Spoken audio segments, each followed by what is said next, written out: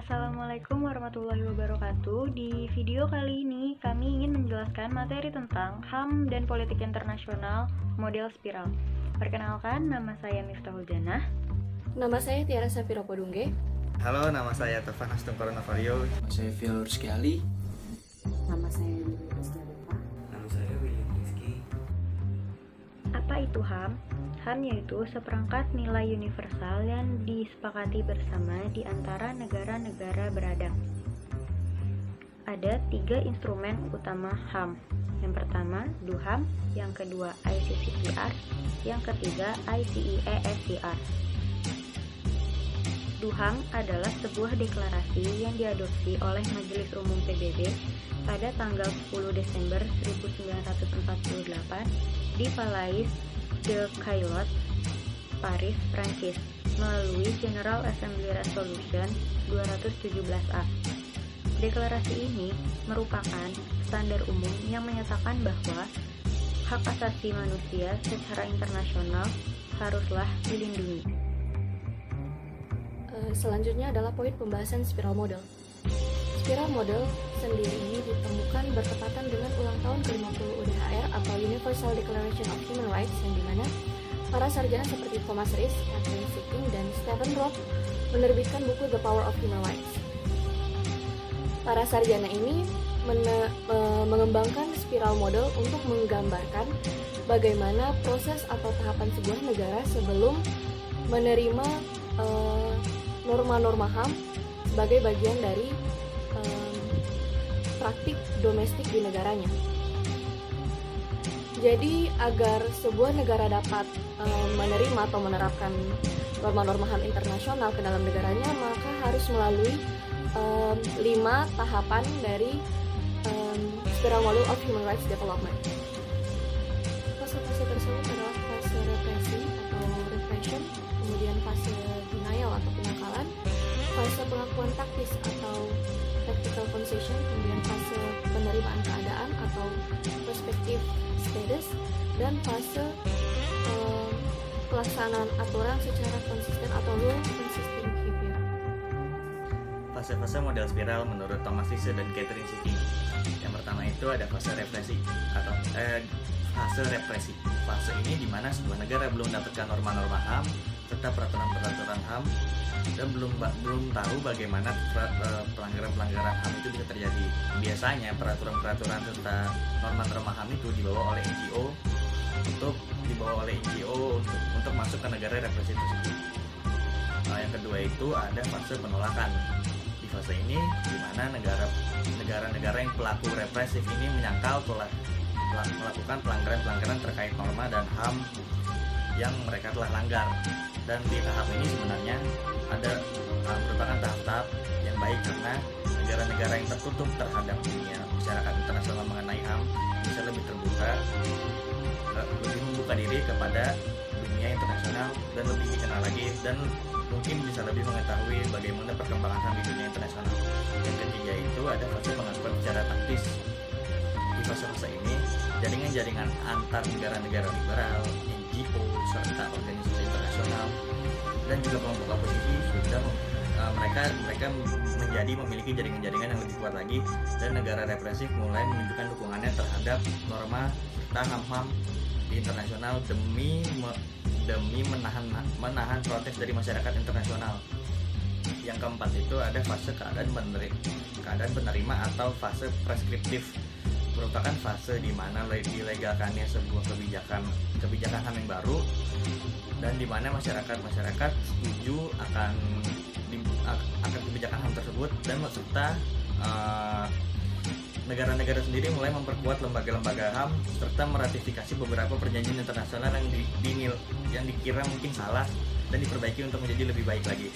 Yang kelima itu dan ini merupakan fase yang terakhir, fase perilaku konsisten, fase di mana negara-negara sudah mulai patuh terhadap norma-norma dan menjadi pendukung norma HAM itu supaya untuk berjalan lebih lancar. Terdapat empat mekanisme agar model spiral ini dapat berhasil mencapai tahap pro-consistent behavior. Yang pertama dengan cara koersif atau adanya penegakan hukum dan militer. Apabila dengan menggunakan militer bertentangan dengan keinginan negara penindas, maka maka dengan penegakan hukum dapat dilakukan. Misalnya dengan International Criminal Court atau ICC. Yang kedua, dengan mengubah insentif yang terdiri atas insentif positif dan insentif negatif. Insentif positif berupa bantuan asing yang dapat digunakan untuk mendorong negara tersebut agar patuh. Sedangkan insentif negatif seperti sanksi yang dapat diberikan kepada negara yang tidak patuh untuk dihukum. Yang ketiga, tindakan persuasif dan pewacanaan. Dengan metode ini, negara dapat diyakinkan atas legitimasinya norma melalui argumentasi dan persuasi. Keuntungan dari metode ini adalah yang paling mungkin untuk digunakan untuk berkelanjutan dan kedepannya. Yang keempat, pengembangan kapasitas. Hal ini juga menjadi salah satu yang penting karena pengembangan kapasitas dapat meningkatkan norma-norma HAM itu sendiri, berlaku terutama untuk negara-negara yang tidak menjalankan kedaulatan penuh atas wilayah mereka atau keterbatasan kenegaraan. Berikut 4 mekanisme agar model spiral ini dapat berhasil mencapai tahap consistent behavior. Contoh selanjutnya kami ambil dari negara Kenya, yaitu pada fase pertama, fase represif, sistem multipartai mulai berkurang dan menjadi sistem satu partai, lebih dominan kepada Kenya Africa National Union atau yang biasa disebut dengan KANU. Nah, pada masa ini rezim Arab itu mulai melakukan pergantian jajaran elit politik dan militer. Nah, karena digantinya jajaran politik dan militer ini menimbulkan banyak tentangan dari oposisi. Nah, setelah itu karena banyaknya pertentangan dan juga konflik yang ditimbulkan, Arab Moi di sini mulai mengganti Kenya dari de facto ke negara satu partai de jure. Pada tahun-tahun berikutnya, penahanan politik tanpa pengadilan dan penyiksaan sistematis serta penganiayaan menjadi prosedur operasi standar pasukan keamanan.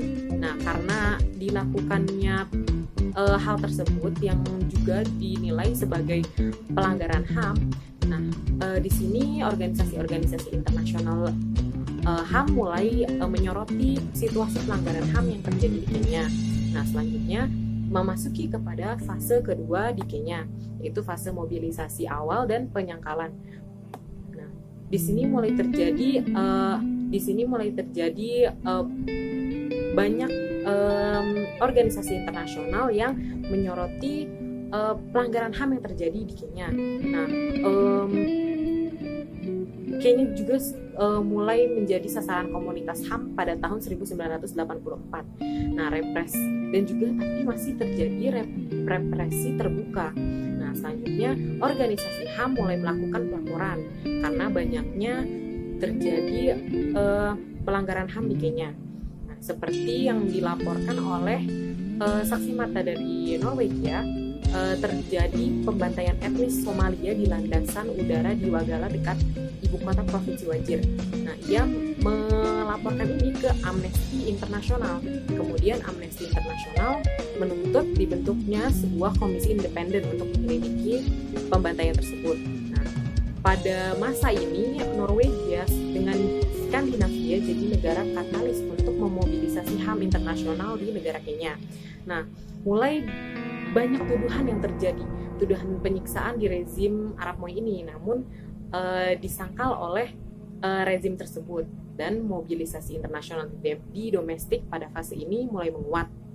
Nah, selanjutnya memasuki kepada fase yang ketiga, yaitu fase konsesi taktis dan peningkatan mobilisasi domestik. Ini terjadi pada tahun 1989 atau 1990. Nah, tindakan represif itu di sini masih berlangsung, tetapi terdapat beberapa perubahan dari kebijakan yang represif menjadi lebih longgar dan lebih menghormati nilai-nilai HAM di sini oleh pemerintah Kenya. Nah, dengan lalu salah satunya itu dengan menyerukannya pemilihan multipartai pertama pertama kalinya di Desember 1992. Nah, Arab Moi ini mendapatkan kembali kendali atas situasi domestik karena terjadinya perubahan kebijakan yang menyesuaikan dengan nilai-nilai HAM tersebut. Nah, jaringan HAM tetapi di sini juga jaringan HAM internasional itu semakin kuat dengan oposisi yang ada di Kenya.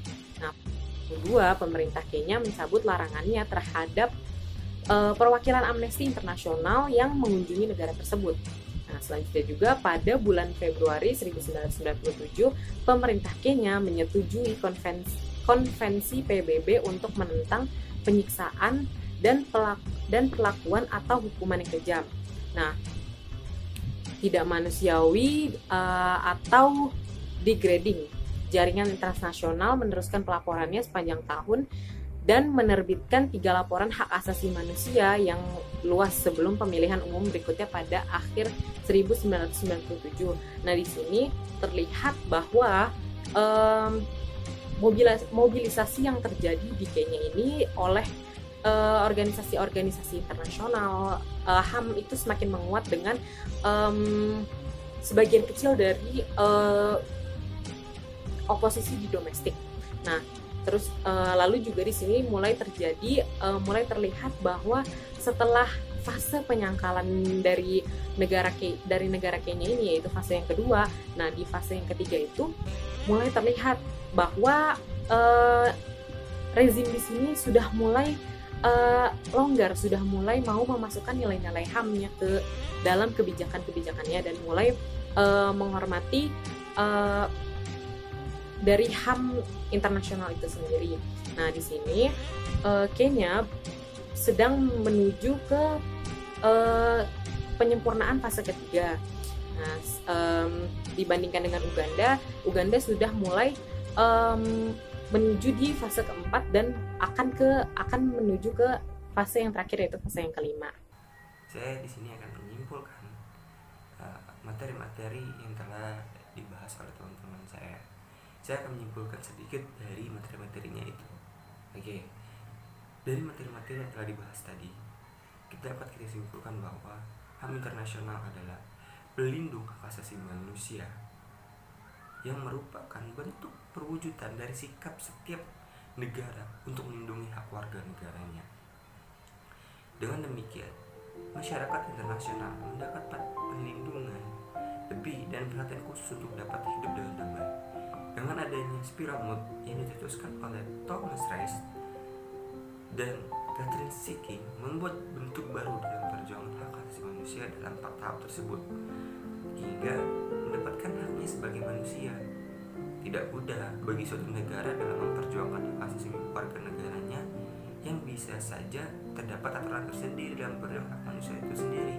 Maka yang dicetuskan oleh Thomas Reis dan Catherine Seeking itu melalui dari proses 4 tahap dalam mode spiral ini.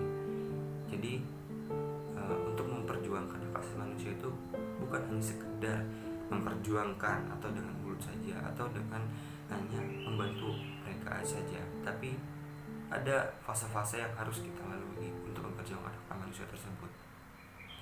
Dengan adanya hak asasi manusia ini, seluruh masyarakat internasional akan merasa terlindungi oleh adanya HAM internasional ini.